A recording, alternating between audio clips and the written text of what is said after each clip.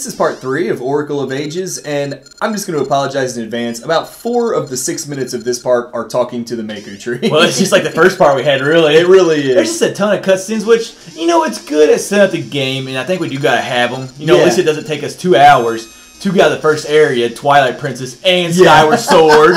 Thank goodness, thank goodness. But yeah, we're gonna sit here and talk to young Maku Tree, and a little bit later to adult Maku Tree, and it just takes a little while. You know, like I said, I hate going through these cutscenes. Yeah. But I do like how we get some information up front. We do. That's one thing in Link's Awakening. I love Link's Awakening, but I think we're kind of missing that story up front of that game. So it was nice to kind of get it in this game, which came after obviously Link's Awakening. And honestly, well, not in the timeline, in the release dates. Yeah. I just had to laugh, like she thinks we're so courageous. We killed 2 moblins, and she thinks that's early in the game. You know, it's the most courageous. They were just as big as her, though. So that's true. You know, to her they were a big threat, I guess. Yeah, that's true. Especially when you can't move. You gotta think, man. If you're a tree, that's pretty good movement right there. That's pretty good flexibility right there. I mean, mobility. I guess would be a better word. Now this. I also got short stubs too. It just cracks me up. Yet another person we save has promised to marry us when they get older. Yeah. Now, who does that remind you of? Rudo. Which I think we mentioned something about that in part 1, didn't we? Yeah, it's just... We might. I think we did. Part 1 or 2, one or the other. Yeah, we brought her up, but like... sorry, I was going to make a joke about Princess Rudo. I forgot what... I would rather have Princess Rudo than have the Maku Tree. That's... I mean, at least Rudo's your size. Yeah, and she's like... She's not a... Well, she's a Zora. Yeah. But like, who wants to be married to a tree? Yeah. Do you want to spend your whole life right there at that tree? I want to give the wood. I don't want to get wood. And I'm done. And I'm done. We're done. You're on your own for this. Come on, that was pretty good. You know, because she's a tree. I get the joke. Okay. I'm just glad I didn't have beer in my mouth right there. That would have not been good for our software.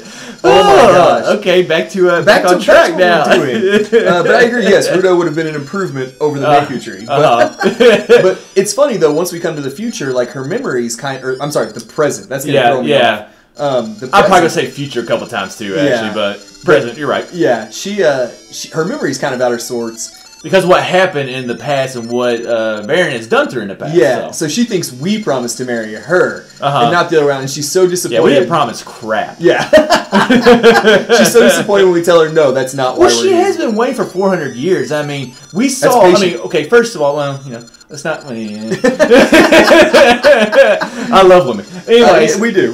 Like, you saw how mad Princess Rudo was when she waited 7 years. That's why I was kind of going with the joke. I decided not to do it. Let's not go So there. You got to imagine how mad the Maku Tree is if she had to wait 400 years. Well, it takes trees a long time to grow, though. I mean, she's finally an adult tree. It doesn't take 400 years, though. I don't think so. I mean, like, unless you're like a redwood or whatever they are. Yeah. Now, this whole time, though, that we've been just laughing and making fun of this situation is, like, she's just giving some background. Like, she's saying Varen is building this black tower so that she can reach, like, the... her husband... Well, she's having Queen Ambi... Well, Queen Ambi's building because she wants to get her husband, who's, I think, lost at sea. She wants to give him a way to find his way back. Yeah. And then Varen's using her for the...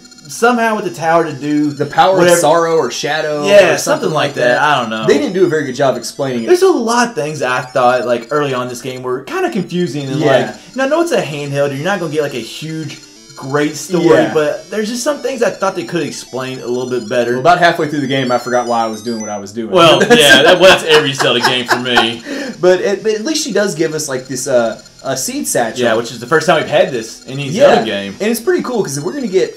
I believe it's five different types of seeds, which kind of take the place of like the functions of items from other Zelda games, and we'll get that as we go along. As we go along, Yeah. Now this first one right here helps you burn little trees, which really doesn't make sense why the Maku Tree is giving us that. Now I know she's a bigger tree, but she better hope we don't go back to the past. I'm just kidding. Because, like, Maku, you know we could go back to the past and use those ember seeds on you, right? It's like, why are you giving me something to burn you down? Yeah, like I just can't like.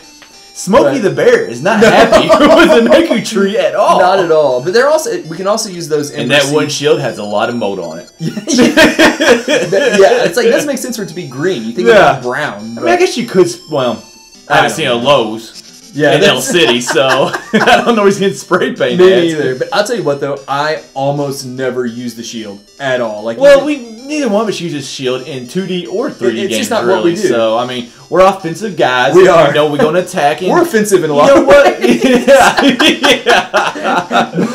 Offensive minded, though. It's all good spirit, though. It is. But like, I actually lost my shield at some point in this game. Probably from a like, and didn't even realize it until I hit the until I got the shield upgrade much later in the game. Well, you seen Skyward Sword? Like, I walk around without my shield, and it'll take me 3 or 4 parts before I even realize I don't even have a shield on. Yeah, like, it's just something. I think we used it a little bit in Twilight Princess, but. You know what? Other than that, that's why I get all the hearts as fast as I can. So the more hearts I get, for me, the less I think I had to use a shield. Exactly. Now we're in like what's it called, the Yole graveyard. Yeah, right love now? the trees. Love the way the trees look. Like they look like faces. And yeah, like evil. It looks a little bit more scary. And then also you're talking about the sky. It gets darker. Yeah, the sky's a little bit darker, so it makes it feel like a scary graveyard. And we always like to talk about like.